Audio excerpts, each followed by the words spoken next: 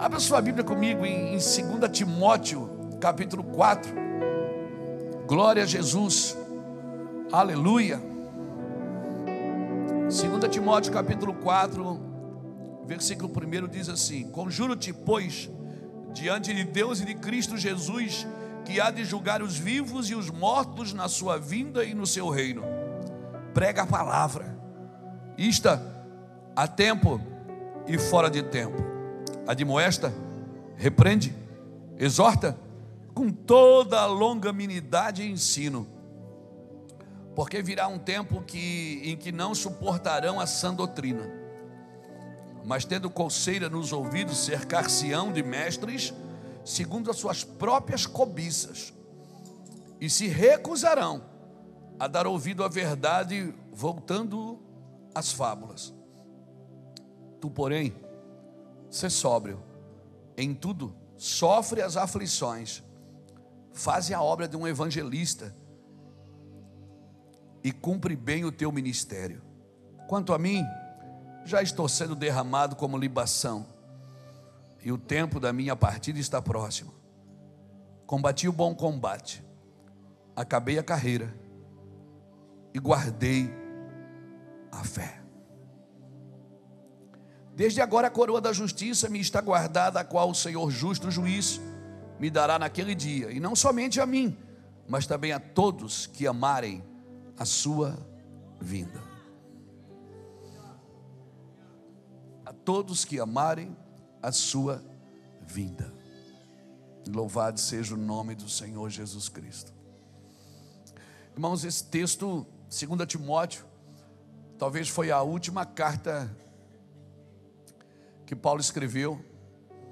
2 Timóteo, teologicamente é considerada a última carta, porque aqui Paulo está se despedindo, está dizendo: olha, é como se ele dissesse assim: eu estou indo, mas você continua pregando a palavra. Prega em tempo e fora de tempo, ou seja, prega quando você tem vontade e quando você não tiver vontade. Prega quando você tem vontade de fazer isso, mas fala também quando você não tem vontade. Isto em tempo e fora de tempo. Circula nas escrituras, exorta, ensina, repreende, mas faz tudo isso com longanimidade e ensino, ou seja, não usa a palavra como um porrete para bater nos outros, usa ela como uma instrução para trazer vida a quem estiver ouvindo. Seja um instrutor, seja alguém que ama as escrituras. É isso que Paulo está dizendo para Timóteo. Ele diz assim: porque vai chegar um dia que as pessoas não vão suportar mais a sã doutrina, e elas vão se cercar de pregadores que falem na alma delas. Então, se ela está na igreja para ficar rica, ela vai se cercar de quem só fala de dinheiro.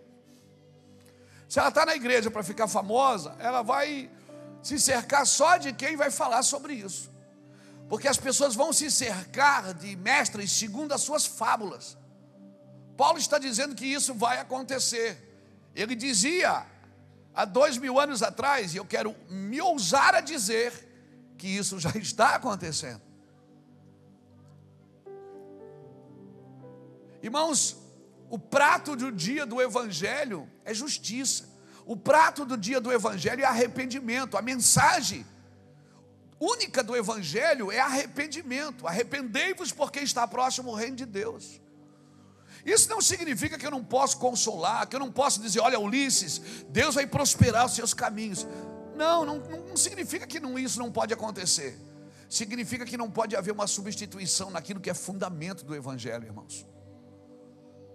No caminho, Paulo disse: olha, vai ser difícil, viu, Timóteo? Vai ser difícil, as pessoas vão se cercar de pregadores segundo as suas próprias cobiças. Eles vão sentir coceira no ouvido.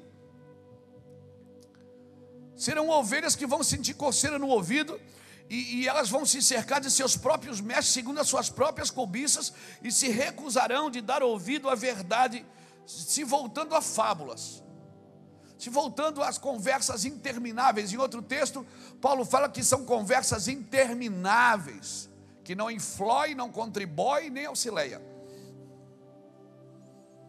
Não muda na vida de ninguém. Conhecer as Escrituras não muda a vida de ninguém. O que muda a vida de alguém é praticar aquilo que você conhece. É isso que vai mudar a vida de alguém.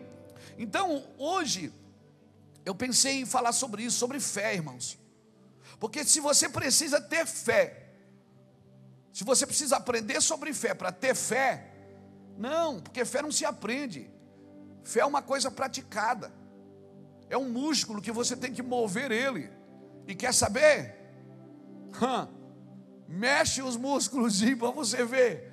Músculozinho que você nunca mexeu. Eu fui na academia esses dias com o Charles. Nós estamos lá inscritos, saúde é o que interessa, né? Estou indo 2, 3 vezes por semana. Aí o cara veio com um pezinho desse tamanho assim, 2 quilos, né? Quilo. Disse assim, ó, pastor, põe aqui a mão aqui, agora só faz assim. Eu digo, não tem mais pesado? Ele diz, não, vamos devagar. Disse, vamos devagar. E o Charles chegou e disse, ô pastor, vai devagar, vai devagar. Eu disse, 2 quilos, meu filho.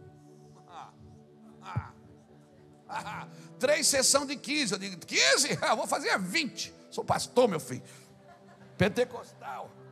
Aleluia. Meu irmão. No outro dia eu estava que nem Billy the Kid.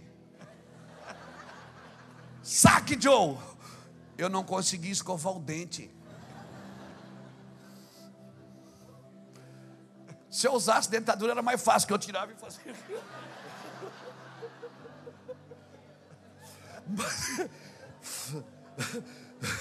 Jefferson não conseguia pegar a escova, cara.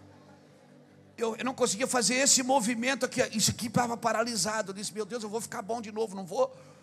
O Charles, não, isso dura só uns 2 dias, depois você volta ao normal.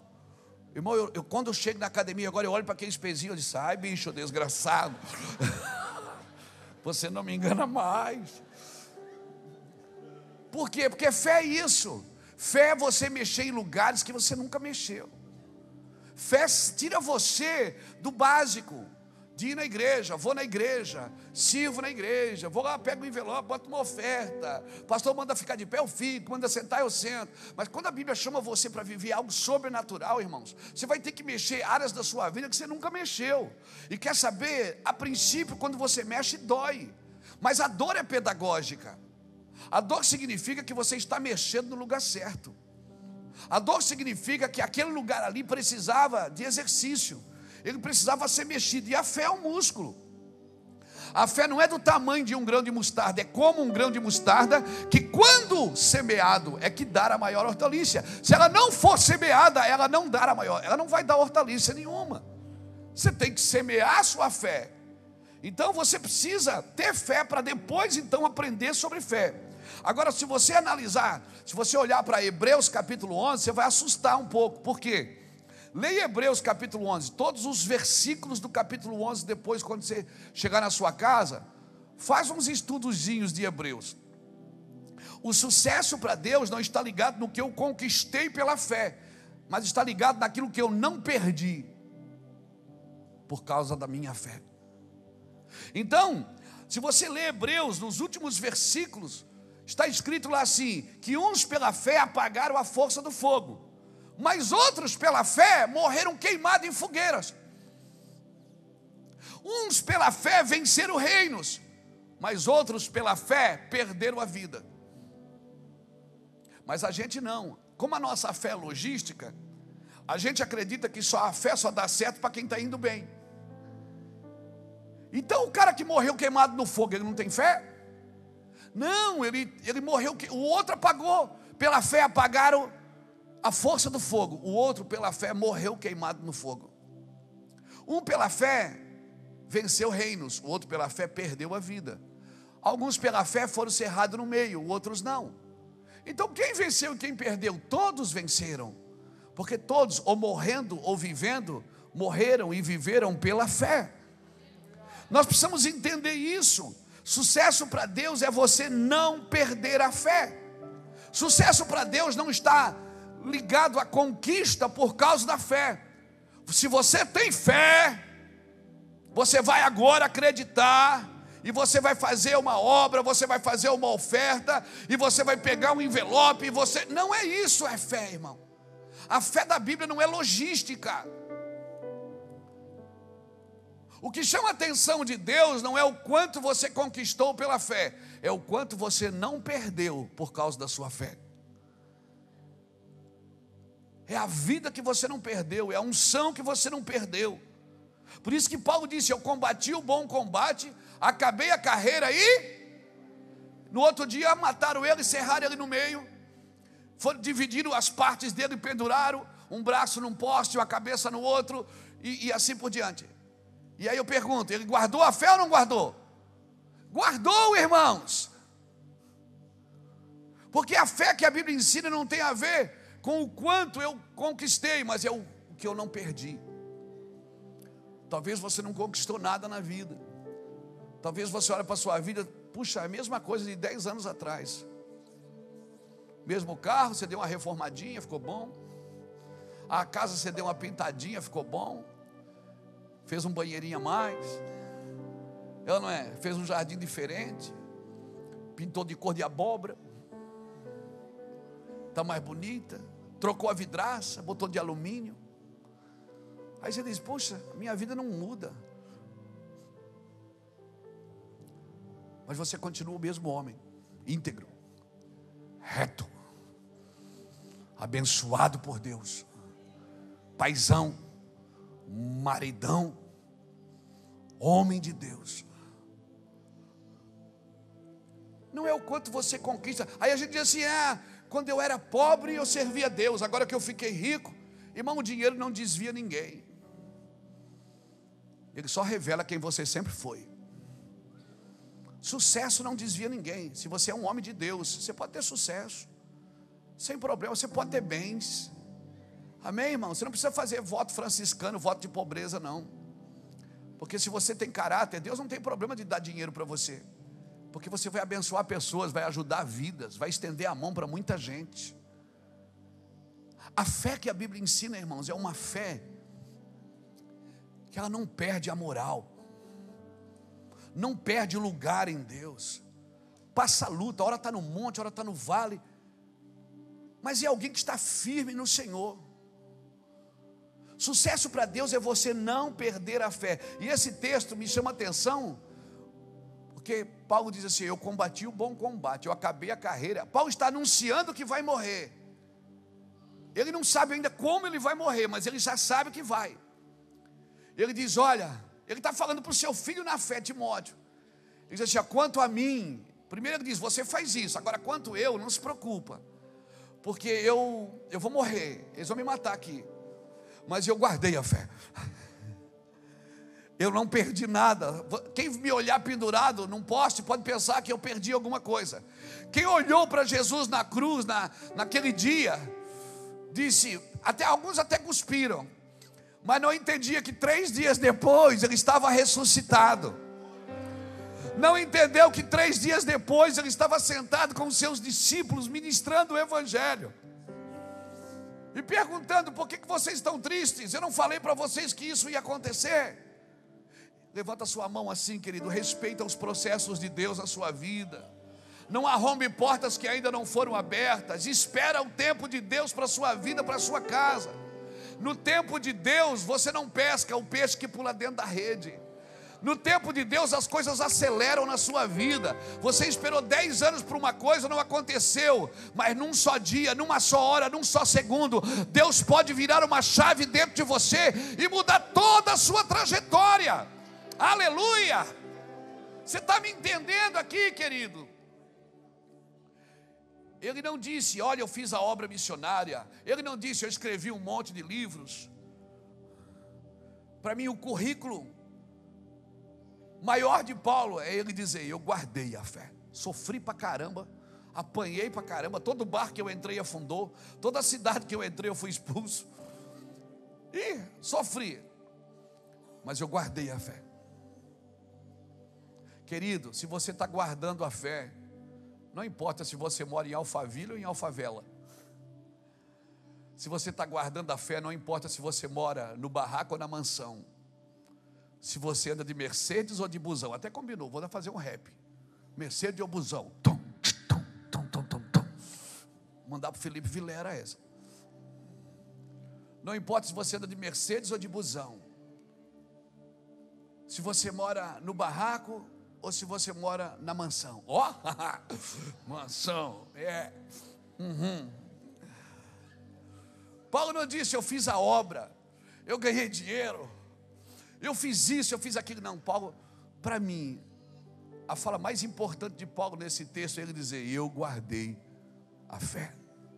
Sofri pra caramba, Cassiano, mas eu guardei a fé. Eu guardei a fé. É isso que importa, é isso que faz você diferente. Muda as estações, mas você continua com a mesma roupa. Muda os dias, mas você continua no mesmo ambiente, né? Muda os governos, mas você continua acreditando. Amém, irmãos? Amém? Amém, irmãos? É isso que você precisa crer, querido. Você precisa crer naquilo que Deus disse para você. Paulo não disse, eu fiz a obra, eu escrevi livros, eu fiz... Não, ele disse, eu guardei a fé. O que importa para Paulo não é o que ele conquistou, mas o que ele não perdeu. Amém? Então, por favor, querido, não ouça a sua alma. A sua alma, ela vive de sentimentos, e o sentimento oscila. Tem dia que você está bem, tem dia que você está mal. Tem dia que você está mal, e quando você está mal, quem estiver perto é quem sofre. Mas tem dia que você está bem, quem estiver perto é que é abençoado. Amém? Não seja esse homem inconstante, essa mulher inconstante. Não ouça Satanás, não ouça o diabo, não ouça a sua alma. O diabo conhece você pelo nome, mas ele te chama pelo teu pecado. Deus é ao contrário, ele conhece o teu pecado, mas te chama pelo nome. Quem você vai ouvir? Quem você vai ouvir? A sua alma? Aí você diz, não, pastor, mas eu não sou digno. Mas ninguém é digno, irmão. Ninguém é digno. Mas pastor, o que adianta ter fé que eu não consigo nada na vida? A primeira forma de aplicar a fé é você precisa crer no que Jesus já fez por você. Você precisa crer na cruz. Jesus morreu por mim, eu sendo ainda um pecador. Você precisa acreditar no que Jesus entregou por causa de você. Você deveria pelo menos valorizar um pouco isso. Jesus morreu por mim, eu preciso pelo menos dar uma resposta sadia para isso. Eu não posso viver inconsequentemente, irresponsavelmente. Eu estou aqui para dar uma resposta, irmãos. Ter fé é isso. Ter fé é isso. Irmão, nós estamos 27 anos no ministério. Os primeiros 20 anos a gente sofreu muito. A gente apanhou bastante. Nos talvez 18 primeiros anos. Mas eu confesso para você, de talvez 5, 7 anos para cá, Deus começou a mover as nossas vidas. Nos enriqueceu de misericórdia. Nos enriqueceu de perseverança. E você não conhece misericórdia até que você precisa dela. Você não conhece perseverança até que não sobra mais nada para você conseguir seguir. E você segue porque você tem uma palavra de Deus. Amém? Nós estamos vivendo num ambiente, irmãos, hoje de resistência. Pastor, e como é que se vive num ambiente de resistência? Você quer ver o invisível? Você tem que fechar os olhos. Não adianta você ficar procurando estímulos externos para poder justificar a sua vida cristã. Não, irmãos. Não, nós não dependemos de outra coisa.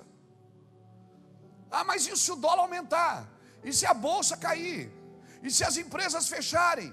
Ô irmãos, deixa eu te falar uma coisa. Em que mundo você vive?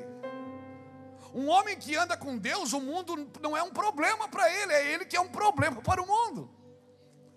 Um homem que anda com Deus, uma mulher que anda com Deus, ele é um desafio para a sua geração. Entenda isso, meu irmão. Às vezes as pessoas têm dificuldade de perseverar, de continuar crendo. Por quê? Porque mudou o vento, mudou as circunstâncias. As coisas não aconteceram como você pensava que ia acontecer. Isso não é motivo de parar, irmãos, é motivo de perseverar. Quando não tem mais sentimento, quando não tem mais esperança, quando não tem mais, você não tem mais vontade, É essa hora que você tem que levantar e dizer: eu vou continuar. Aí você vai precisar de fé. Você vai precisar crer, porque você não está vendo nada. Amém, irmãos? Ah, pastor, mas eu queria mesmo é parar de sofrer.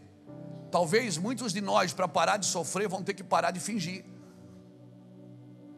e assumir o sofrimento e dizer: sabe por que eu sofro? Porque eu tenho esse problema. Eu tenho esse problema. E parar de mostrar medalhas para os outros, e mostrar as cicatrizes, e realmente ser real e pedir ajuda. Amém, irmãos? Talvez a grande hipocrisia do cristianismo é: como é que você está, irmão? Estou na bênção. Irmãos, bênção e ostentação, bênção e ambição, elas vestem a mesma roupa, elas só têm espíritos diferentes. E às vezes a gente acha que está na bênção, e a gente não está na bênção. O que a gente está vivendo é fruto da nossa ambição e da nossa ostentação. Tem homens que eu conheço que, se tirar o microfone da mão, não sobra nada. Se tirar a câmera de televisão da frente, não vai sobrar nada. Porque na real, o que vale é o que eu sou quando ninguém está vendo. Quem realmente eu sou quando minha esposa não está, quando meu marido não está, quando meus filhos não estão, quando eu penso que ninguém está vendo, mas Deus está lá.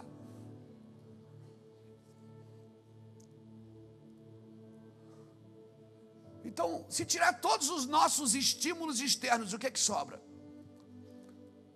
Se tirar de Luiz Hermínio a Bíblia, o iPad das mensagens, se tirar o Reuel tocando essa música gostosa aqui atrás, se tirar o púlpito, se tirar o microfone, se tirar os seguidores da internet, se tirar o templo, o que é que sobra para Luiz Hermínio? Porque é isso que vale.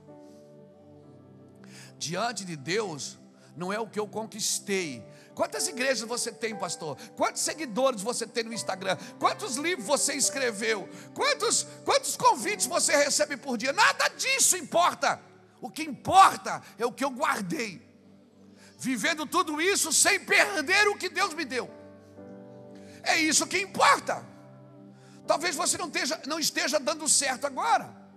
Talvez você está em crise com você mesmo. Será que eu estou fazendo a coisa certa? Será que eu estou no lugar certo? Será que eu estou na cidade certa? Será que eu estou vivendo Deus certo? Deixa eu te falar uma coisa. De todas as perguntas que você faz a si mesmo e à sua consciência, a mais contundente é: eu amo a Jesus? Eu estou disposto a viver a vida que Ele tem para mim? Porque, meu irmão, se essa pergunta você tem resposta para ela, todas as outras coisas te serão acrescentadas. Você vai achar o lugar certo na sua vida. Você vai encontrar a cidade certa, a pessoa certa, o jeito certo. Na hora certa, irmãos, as coisas acontecem do padrão de Deus. Não é do seu padrão, você vai ver. Às vezes você luta por uma coisa, quando você está desistindo dela, que ela bate na sua porta. Você luta, você quer uma coisa. Aí você diz: eu não aguento, não dou mais conta. Aí quando você está virando as costas, a campainha toca. E Deus dizendo: você vai aonde?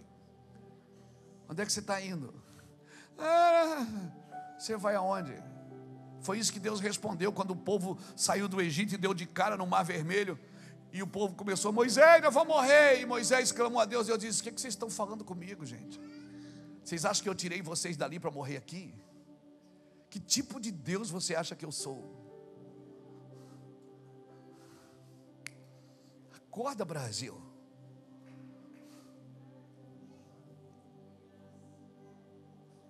Acorda, Brasil. Você acha que Deus fez tudo e agora vai parar? Vai acabar? Você não deu certo, não deu, pronto, e agora? Melhor morrer mesmo, porque daí... Que isso? Isso não é fé, querido. Fé é quando não te sobra nada, quando você não tem aonde se segurar, aonde se pegar. Fé é quando você olha para você mesmo não vê dignidade em você, você não vê nada de bom em si. Você olha para a sua vida, parece que ela não muda, parece que ela não tem destino, parece que não acontece nada de diferente. Aí alguns se embriagam, alguns vão para a cocaína, outros vão para a imoralidade, outros vão para a prostituição. Porque você tem que sedar os seus sentidos. Porque a única forma que você encara a vida é embriagado. Aí você passa no boteco, toma uma, toma duas. Aí você tem um caso extraconjugal. E aí você bebe. Você tem uns sedativos para a sua alma. Porque a alma, você dando um sedativo para ela, está tudo certo. Para o espírito não. Porque o espírito só é feliz com coisas eternas. A alma não, a alma você disfarça. Você toma uma azia, você já fica bom. A alma, você cheira um carreirinho de cocaína, você já fica bom, porque você cede os sentidos para encarar a vida. Sabe do que eu vejo? Que no mundo tem mais desistentes do que derrotados. As pessoas não são derrotadas, elas são desistentes. E porque são desistentes, não avançam. E porque não avançam, se intitulam derrotadas. Mas eu quero olhar para você, meu irmão, e dizer que você não é um derrotado. Jesus morreu na cruz para te dar vida e vida com abundância. Faz alguma coisa boa com essa vida. Faz alguma coisa boa com a sua vida. Se você não consegue acreditar em você, acredite pelo menos em quem está perto de você. Faz alguma coisa boa com a sua vida, com a sua casa. Acredite. Deus não é homem para que minta, nem filho do homem para que se arrependa. Deus não volta atrás, Deus quer empurrar você, Deus está empurrando você para frente. Às vezes tem umas pessoas, tem uns crentes assim que a impressão que eu tenho, não é que acontece, mas é a impressão que eu tenho, que tem um anjo atrás dele, dizendo assim: Deus, deixa eu chutar esse crente, para ver se ele se move, ver se ele se levanta. Pastor, mas eu não aguento mais sofrer. Olha para mim, Deus não tem pena de você. Não adianta fazer carinha de choro, porque Deus não tem pena de você. Ele sabe o que Ele colocou aí dentro. Ele sabe que você é a imagem e a semelhança dEle. Ele te entregou o caráter dEle, a santidade dEle, o poder da vida dEle, de continuar e perseverar. Não adianta fazer pouquinha. Deus não tem pena de você.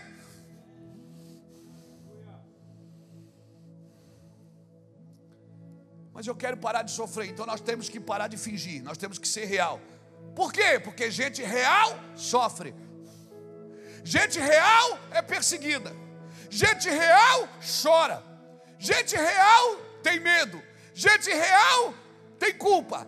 Gente real não é perfeito. Então talvez eu tenha que parar de ser tudo para que eu seja real. Porque enquanto eu te tentar mostrar alguma coisa para Deus, eu não consigo mostrar quem eu sou. Cara, você precisa crer. Você precisa acreditar. Não preciso tornar o evangelho complexo para que ele se torne atraente. O evangelho é naturalmente sobrenatural. O evangelho é o evangelho que levanta as pessoas que não são para confundir as que são. Que levanta as coisas loucas do mundo para confundir as sábias. Levanta as coisas desprezíveis deste mundo. Ei, olha aqui para mim, seu desprezível. Eu estou amarrado, não me chama assim. É Deus que está dizendo nas Escrituras. Então, se você quiser viver o evangelho, você tem que viver no meio de coisas desprezíveis. Você vai viver no meio de dificuldades, de gente que não é.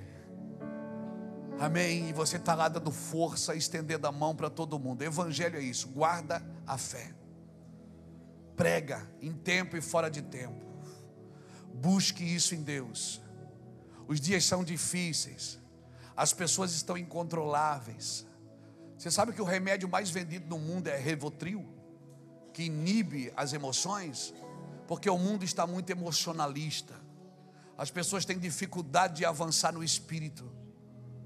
Elas têm dificuldade, é um momento de alegria. Alegria não é um sentimento da sua alma, querido. Alegria é um fruto do seu espírito. Tem dia que você vai chorar, enxuga as lágrimas e ri, se alegra. Mas isso não é hipocrisia, não. É você dar voz de comando para a sua carne, dizer: ó carne, eu não tenho motivo para me alegrar não, mas eu vou me alegrar porque eu sirvo é Deus, não é você. Eu sirvo é Deus, Satanás, não é você não. Amém? Amém, irmão? Cutuca o irmão que está do seu lado e dá um sorriso para ele, pelo menos. Diz assim: ó, meu irmão, continue. Diga assim: continue. Continue. Continue. Diga para ele: ou você mata isso, ou isso vai matar você. Ou você mata isso, ou isso vai matar você. Nós não somos daqueles que retrocedem para a perdição. Nós somos daqueles que avançam para a vida eterna. Aleluia. Nós avançamos para a vida eterna.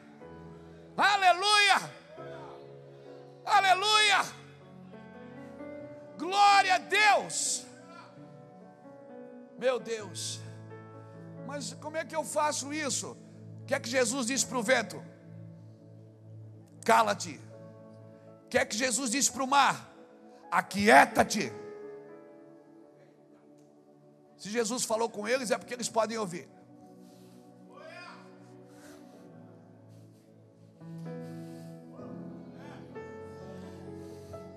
Se ele disse: vento, cala-te, então ele tem boca. Se ele mandou o vento calar, é porque ele tem boca. Se ele disse: mar, aquieta-te, então é porque ele tem ouvido. Então deixa eu te falar uma coisa: tudo que está tentando roubar você de Deus tem boca e tem ouvido. Fala com isso. Mas você está lá: Deus me ajuda.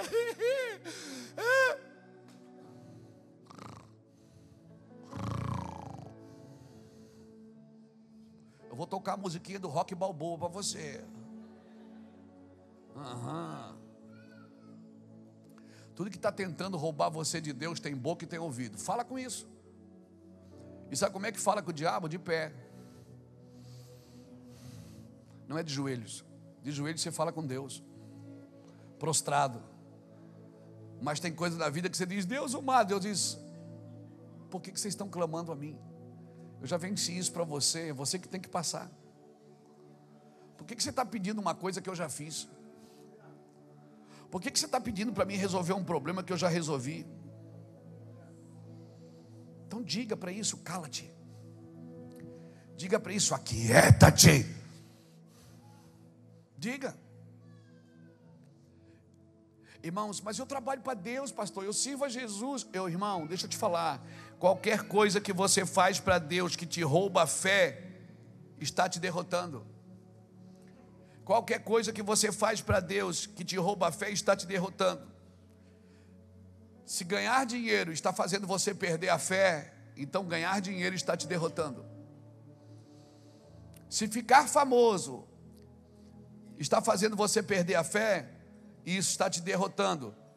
Se o ministério está fazendo você perder a fé, então isso não é uma bênção para a sua vida, é uma derrota. E aí você pensa que está enriquecendo e você está empobrecendo. Por quê, pastor? Porque essa ideia de que sucesso é medida pela conquista é uma ideia capitalista. Essa ideia que quem perde dinheiro perde prosperidade é uma ideia capitalista. Porque às vezes você precisa perder dinheiro para voltar a ser próspero. Você entendeu, irmão? Prosperidade é uma vida de Deus que está dentro de você. Não é o quanto você tem nos bolsos. Não é o quanto você tem de Deus na sua vida. Prosperidade não é o quanto você carrega no banco, mas é o quanto você tem de Deus na sua vida. Prosperidade é alguém vivendo em você. Então tudo que você fala, tudo que você toca, tudo que você ministra, se tornam sentenças que de bênção sobre a vida das pessoas. Você está lá no aniversário orando por uma menina de 15 anos, você pensa: vou abençoar essa menina, pastor, ora pelo aniversário dela. Você não está orando por aquele dia, você está liberando sentenças sobre aquela jovem. Aleluia. Você olha para o seu menino, para a sua menina, está aí sentadinho com você na igreja, está lá na escolinha. Você põe a mão nele todo dia e diz: eu declaro em nome de Jesus que você vai ser assim, assim, assim e assim. Pastor, eu tenho esse poder? Tem. É o Senhor que está dando? Não, eu não tenho poder para dar poder para ninguém. É Deus que fala nas Escrituras. Você precisa guardar a fé. Senão você não tem o direito de terminar a sua carreira se você não guardar a fé. Eu e você precisamos disso. Minha prosperidade tem a ver com quem habita em mim e não com o que eu tenho.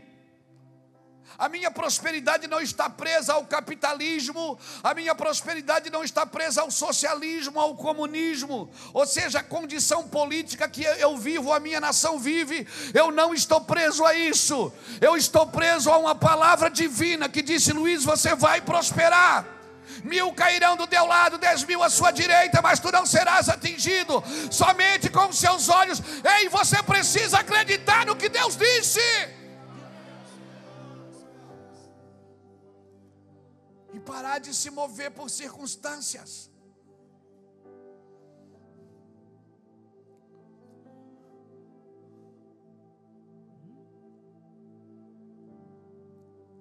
Hoje, deixa eu contar essa experiência para você. Só vou privar de falar nomes. Hoje uma pessoa botou assim na internet para mim: Pastor Luiz, por que você não está na rua manifestando como todo mundo? Temos que manifestar Deus, família. E essa pessoa que me xingou na internet não cuida nem da sua família. E está na estrada com a bandeira do Brasil pendurada nas costas, brigando por família. Você tem que brigar pelo menos pela sua em casa, meu irmão. Que autoridade você tem para ir para a rua?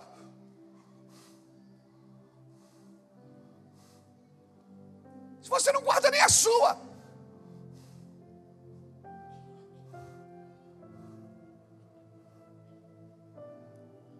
Não paga nem as suas próprias contas, está na rua brigando contra a corrupção. Que autoridade eu tenho para entrar em regiões celestiais?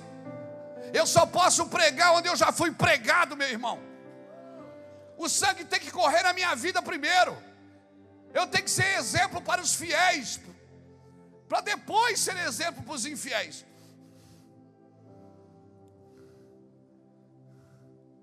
Não paga multa de trânsito, não respeita a faixa de pedestre, não paga imposto e está na rua com a bandeira do Brasil nas costas, brigando contra a corrupção. Não junta um papel no chão na sua cidade e quer que Deus limpe a nação.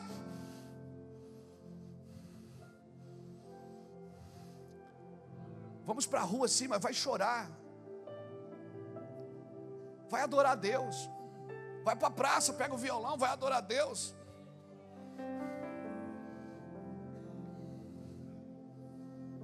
Quem sabe nós estamos batendo em portas erradas. Quem sabe a porta que você precisa bater não é do quartel do Exército Brasileiro. Quem sabe é do quartel do Senhor dos Exércitos. Quer ir para a rua manifestar? Vai. Mas derrube primeiro os altares da sua casa. Depois você vai. Porque eu não posso falar muito bem de uma coisa que eu vivo muito mal ela. Eu não posso falar bem de uma coisa que eu vivo mal. Eu tenho que viver bem, meu amigo. Não olha para mim assim, irmão. Sorria, eu sou legal. Isso, aleluia. Isso, sorria, relaxa, irmão. Isso, relaxa, sorria. Glória a Deus. Você está me entendendo, querido? O que eu quero dizer? Amém? Amém?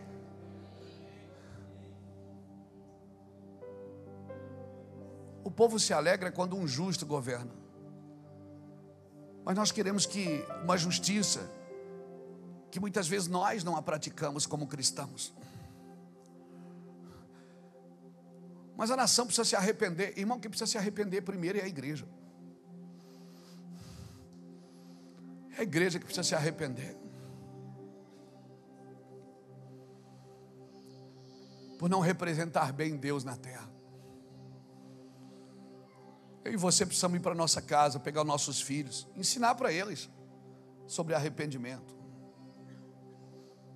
Eu já fiz isso com meus filhos. Eu e Iraci já sentamos muitas vezes com os nossos filhos e pedimos perdão para eles. Quando a gente brigava na frente deles e depois resolvia na cama, ia dormir de mal, no outro dia acordava todo mundo: oi amor, rapaz. E aí os filhos ficavam aqui, foram dormir de mal ontem, já acordaram bem? Não, a gente chamava a família e dizia: ó, nós queremos pedir perdão para vocês. O pai quer pedir perdão por ter gritado com a mãe na tua frente. Não é assim que se trata uma mulher. O pai errou, porque esse menino vai casar e ele vai estar diante de uma mulher, e se ele vê o pai fazendo isso com a mãe, é isso que ele vai fazer com a esposa dele, irmão, porque esse é o modelo. Sabe qual é o problema? É que a gente terceiriza a educação dos nossos filhos. A gente acha que quem tem que educar os nossos filhos é o Estado. O Estado não pode educar seus filhos, porque uma geração educada derruba governo. A coisa mais rebelde que pode acontecer para um sistema corrupto é uma geração de gente educada. Porque um governo corrupto e mentiroso não suporta uma geração educada. Por isso que Pilatos, a mente de Pilatos bugou. Porque Pilatos está ali diante de Jesus e Pilatos está tentando dizer: te defende, cara, você não vai se defender. Jesus disse: não. Mas você não vai, eles querem te matar. Ele disse: amém. E fala para mim então o que você fez. Eu tenho direito, eu tenho poder para te libertar agora. Jesus disse: você não teria nenhum poder se o meu pai não tivesse te dado. Então eu não estou aqui porque você quer, Pilatos. Eu não estou aqui porque esses caras querem. Eu estou aqui porque o meu Deus me colocou aqui nesse lugar agora para morrer por vocês. Você precisa entender os movimentos de Deus, meu irmão. Fé é isso, meu amado. Fé é você acreditar no que Deus disse. E eu acredito que o Senhor está restaurando o nosso foco. E nós precisamos voltar a ser homens e mulheres de fé. Amém? Eu não posso focar na necessidade. Eu não posso focar na dificuldade. Eu tenho que focar na nuvem, na glória de Deus. Amém? Amém, irmãos? E se prepare, porque esse é um tempo de grande estremecimento. Se prepare. Mas o que Deus está fazendo? Ele está afiando a sua espada, está afiando a sua fé. Amém? Se você nunca teve fé, você vai ter que ter fé. E sabe quando Deus quer gerar um povo de fé, sabe onde é que Ele leva esse povo? Para o deserto. Oséias diz, eu acho que é no capítulo 2, versículo, está na Bíblia. Ele diz: me levaste para o deserto e falaste no meu coração. Sabe por que Deus te leva para o deserto? Para falar no seu coração, para você não ter nenhuma outra distração. Nenhuma outra distração. Este é um tempo de grande estremecimento. O reino inabalável de Jesus está sacudindo a terra. E quer saber de uma coisa? Eu não sei quanto a você, mas como disse o pastor Everton enquanto estava fazendo a oferta aqui, né? Você sabe que o meu amor por Jesus aumenta cada vez que chega em mim uma notícia ruim sobre como está o mundo, sobre como está o planeta, sobre como estão os governos. Vanessa, o meu amor por Jesus aumenta, porque eu acredito que está acontecendo o que está escrito. Cada vez que a minha fé é abalada, ela vai se tornando inabalável. Alguém já disse isso: somente uma fé que foi abalada, inabalável é. Somente uma fé que foi abalada, inabalável é, irmãos. Você não vai saber o que é fé, até você, isso tocar a sua vida, tocar a sua casa. Meu irmão, que o Senhor nos livre de viver um evangelho sem fé. As notícias ruins, as notícias difíceis não podem me roubar do Senhor. Isso tem que me empurrar para Cristo. E eu vou falar uma coisa para você, sem hipocrisia, diante do Espírito Santo. Minha alma fica triste com muitas notícias. Muitas notícias. Mas o meu amor por Jesus aumenta. Porque cada vez mais eu vejo que está se cumprindo. Só que eu não vou contribuir para os sintomas do fim. Eu não vou contribuir para que a iniquidade aumenta. Eu não vou contribuir para que a perdição aumente. Eu não vou contribuir para que o sujo se suje mais. Não, eu vou contribuir para fazer o que a Bíblia diz: por se multiplicar a iniquidade, o amor de quase todos esfriará. Então o que eu vou fazer? Eu vou trabalhar para que as pessoas não percam o amor. Eu não vou contribuir para os sintomas do fim. Então, irmão, se nós estamos vivendo num mundo de indiferença, nós precisamos amar mais. Porque o sinônimo, o antônimo, né, de diferença, de ódio, de falta de amor, não é ódio, é a indiferença. Nós precisamos entender isso, que o Senhor nos livre de viver um evangelho sem esperança. Se a Bíblia diz que as portas do inferno jamais podem prevalecer contra a igreja de Cristo, e eu estou na igreja de Cristo há tantos anos, servindo a Deus tantos anos, como que eu posso ser abalado por notícias ruins, irmãos? É porque realmente o meu espírito ainda não está conectado. Pastor, mas a gente nunca passou por isso, meu Deus. Mas a igreja já passou. Em alguma área da história a igreja já passou. Então o que é que eu tenho que fazer? Eu tenho que estudar como ela se comportou no dia que ela estava passando. Como a igreja se comportou no dia que ela estava passando o que eu estou passando agora. A igreja se comportou assim, então é assim que nós vamos nos comportar. A ação, presta atenção. Você crê no avivamento mesmo? Você crê? Não estou falando de alegria, de canções, de músicas, de danças, não. Você crê num avivamento que vai avivar a sua vida, que vai pegar você? Agora deixa eu te falar uma coisa: a espera por um avivamento coletivo não pode ser mais uma desculpa para a gente viver um avivamento individual. A espera por um avivamento nacional não pode ser mais uma desculpa para mim não viver um avivamento na minha casa agora. Amém? Estude, a ação preliminar de todo o avivamento era um retorno para as doutrinas de Cristo. A ação preliminar de todo o avivamento era um retorno para comportamentos das Escrituras. Coisas aconteciam no meio de um avivamento. Estude sobre avivamento, você vai ver o que é que acontecia no meio de um avivamento, pastor. Primeiro, senso de urgência, todo mundo tinha vontade de ajudar o outro, de servir o outro, de abençoar o outro. As pessoas não estavam nas ruas brigando.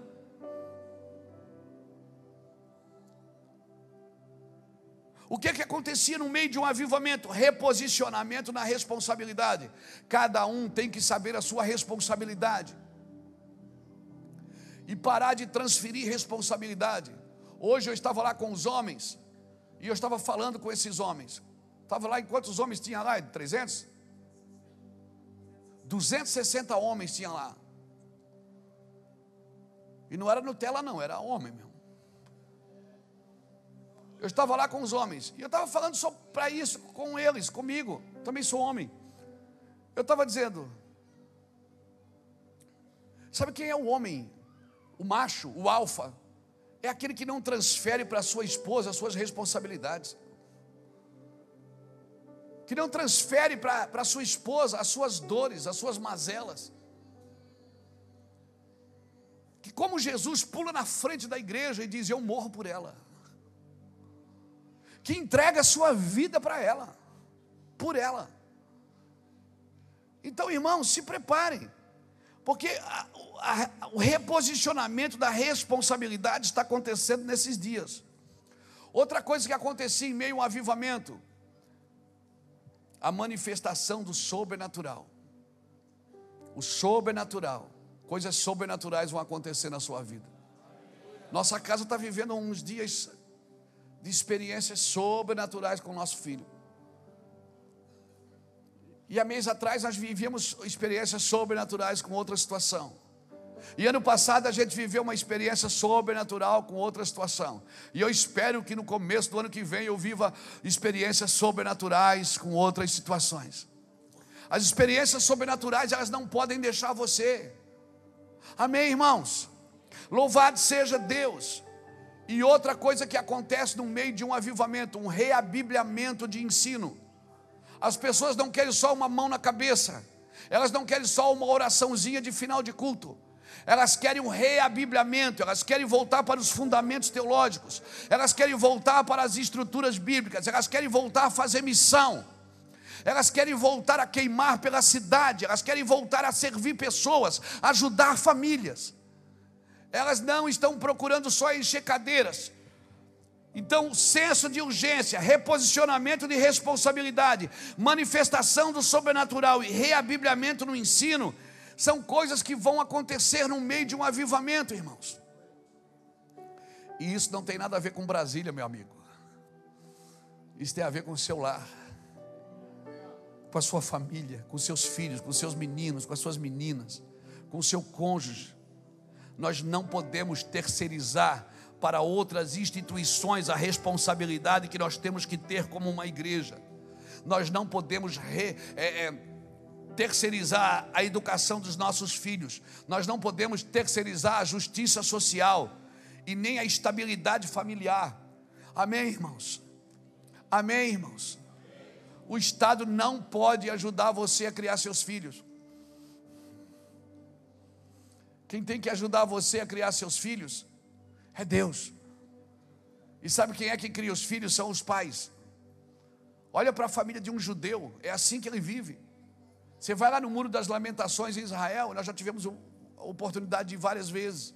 Você vê o avô, o bisavô, o pai, os filhos, tudo a escadinha. Todo mundo lá adorando a Deus. O pai cuida dos meninos e a mãe cuida das meninas. Amém, irmãos? O pai transforma aqueles meninos em homens e a mãe transforma aquelas meninas em mulheres. Não tem sombra de variações na criação dos seus filhos. Irmão, Deus deixou tudo organizado e a gente que foi se perdendo no caminho, meu amigo. Porque nós fomos buscando nossos próprios interesses. Nem tudo que nós estamos fazendo como igreja está errado, mas nós precisamos ver o que Jesus fez pela igreja. E nós precisamos também ver o que Ele não fez. Pastor, mas a igreja tem que dar uma resposta. Olha aqui para mim. A igreja não tem que responder o que ela não sabe. Ela tem que responder a Cristo. A igreja tem que responder a Cristo. Ela já sabe o que ela tem que fazer, mas só que ela se mete em fazer coisa que ela não foi chamada para fazer. Então entenda isso. Eu quero deixar essa palavra de fé no seu espírito e no seu coração. Viver em fé, irmãos, é representar bem a Cristo dentro da sua casa, dentro da sua família.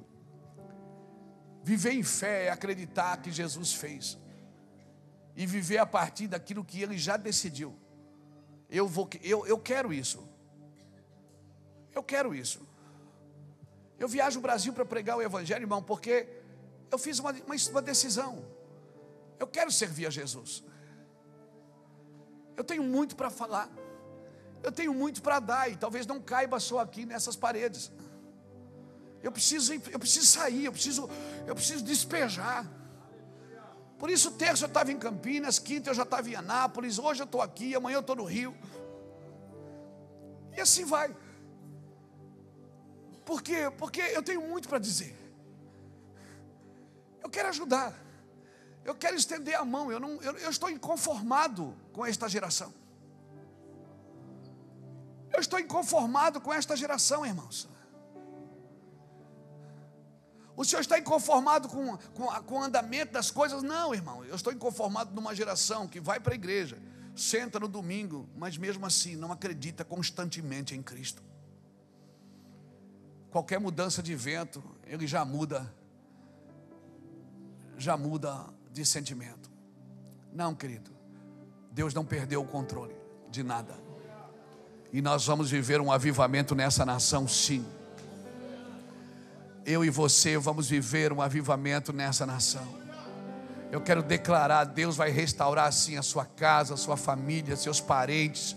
Eu quero declarar, Deus vai estender a mão sobre a sua família. Nós vamos viver as promessas do Espírito Santo sobre as nossas vidas. Eu creio nisso, irmãos. Eu creio nisso. E agora, pastor? E agora chega a hora da igreja ser igreja. Quando nós vivemos a enchente aqui em 2008, que encheu tudo aqui de água, só aqui a igreja não encheu. As pessoas começaram a nos ligar e perguntar: e agora, pastor, o que a gente vai fazer? Eu digo: agora chegou a hora da gente ser igreja. Nós vamos abrir as portas, vamos cuidar de quem nunca foi cuidado. Nós vamos estender a mão. Irmãos, caminhões e caminhões de alimentos vieram do Brasil inteiro. Eu contei até 56 carretas e caminhões de alimentos que chegaram aqui nos depósitos. 5, 6 meses depois da enchente, a gente ainda estava distribuindo cesta básica e fralda, para desestocar ligeiro, para as pessoas levarem, porque a gente não tinha nem onde guardar. Essa igreja ficou fechada 20 e tantos dias, porque não dava para fazer culto, estava tudo cheio d'água, as pessoas estavam morando, tinha 162 famílias habitando dentro da igreja, e nós tinha culto de chapação aqui, direto, irmãos. Chega uma hora que a igreja precisa ser igreja, ela sai do padrão convencional e ela entra no padrão de Deus. Quem sabe você está no padrão convencional e Deus está dizendo assim: eu vou tirar você daí, mano. Eu vou mexer na sua estrutura, e eu vou mexer na sua vida. Ser tu homem. Amém, irmãos? Vamos parar de reclamar, vamos parar de murmurar, vamos parar de criticar, vamos parar de: eu acho que tinha que ser assim, eu acho que tinha que ser assado. Faz a tua parte, irmão. Lava a tua louça, lava a tua roupa, estende no teu varal, limpa a tua casa. Depois a gente arruma legalidade para cuidar da vida de alguém. Eu só tenho legalidade para ajudar os outros se eu estou fazendo na minha primeiro. Então o que eu falo tem autoridade. Por quê? Porque eu estou fazendo. Eu estou praticando o que eu estou ensinando. Essa palavra eu quero deixar para você nessa noite. Os dias são maus, os dias são difíceis. Eu não estou falando isso só porque mudou governo nessa nação, não. Eu estou falando porque não precisava nem mudar governo para os dias continuarem maus. Os dias são maus porque as pessoas são intolerantes. As pessoas estão se matando por um cigarro. Elas brigam por qualquer coisa, discutem por direitos. Mas os direitos só vão fazer sentido nas nossas discussões quando eu e você praticar primeiro os nossos deveres, para depois os nossos direitos. Eu posso buscar direito quando eu pratico deveres. Amém, querido? Talvez você veio aqui hoje, talvez você nunca foi numa igreja, talvez você veio aqui hoje e pensa: cara, o que esse cara está falando aí? Eu não sei o que ele está falando aí, eu nem estou escutando direito. Mas o meu coração está queimando e eu estou com vontade de chorar. Deixa eu te falar, é Deus que está pegando você por dentro. Foi assim que eu cheguei na igreja. Destruído. Eu e Iraci vivíamos uma vida destruída. Nossos filhos destruídos. Nós não tínhamos um padrão. Talvez a minha filha hoje não seria pastora lá em Portugal, seria uma prostituta. Talvez eu estaria preocupado com os meus filhos nas drogas. Talvez eu não seria um pastor hoje. Talvez eu não sairia para o Brasil para pregar se Jesus não tivesse entrado na minha vida, na vida da Iraci. O que a gente está ensinando para vocês todos os domingos, irmãos, é o que a gente vive. É pouquinho, mas é de verdade. É de verdade, a gente vive isso. É esse amor que nos tirou das trevas. É esse amor que salvou a nossa casa, salvou a casa do Ulisses, salvou a casa dos pastores que estão aqui, salvou a casa de muitos irmãos. Aleluia. Eu poderia apontá-los cada um pelo dedo, mas coisa boa é você reconhecer quando Deus entra na sua vida. E talvez você veio aqui hoje, eu quero convidar você para entregar a sua vida para Cristo, para ser mais um crente que nem a gente. Mas vou ter que virar, vou ter que mudar de religião? Não. Você só precisa acreditar em Jesus. Acreditar que Jesus amou você. Vai chegar uma hora na sua vida que nada vai fazer sentido para você. Vai chegar uma hora na sua vida que você não tem mais vida. Essa que é a verdade. E se você crê, você ainda tem saída. Eu quero orar por você nessa noite. E se tem alguém aqui nessa noite que ainda não entregou sua vida para Jesus e gostaria de fazer isso agora, sai do seu lugar e vem aqui na frente, me deixa orar com você. Entregue os teus caminhos ao Senhor, confia nele e o mais Ele vai fazer. Se você quiser isso, essa é a sua noite. Você está aqui no lugar certo. Porque Jesus trouxe você aqui para desafiar a sua fé. Talvez você tenha fé em muitas coisas, mas você não acredita em Jesus. E como é que eu sei que alguém acredita em Jesus, pastor? Quando essa pessoa, ela já está ajudando outra. Quando Jesus falou para Pedro: Pedro, quando tu te converteres, fortalece teus irmãos. Um homem convertido, ele está fortalecendo outros irmãos, está ajudando outras pessoas. Não está com o dedo enfiado na cara de ninguém, tentando condenar ninguém. Ele está salvando vidas. Evangelho simples. O que eu preguei para você aqui hoje é um evangelho simples. O evangelho feijão com arroz. Porque se nós queremos tocar em pessoas como Jesus tocava, nós precisamos ser simples como Ele. Simples assim. Se você quiser Jesus, essa é a sua noite. Saia do seu lugar e venha aqui na frente e nos deixe orar com você. E eu não vou falar muito, porque senão fica muito barato. Sim, Senhor. Desde o começo dessa reunião, eu sabia que a noite de hoje era de libertação. Por isso precisamos estar atentos. Atentos ao evangelho que liberta. É o evangelho que cura. Seja livre, seja curado do medo, da angústia.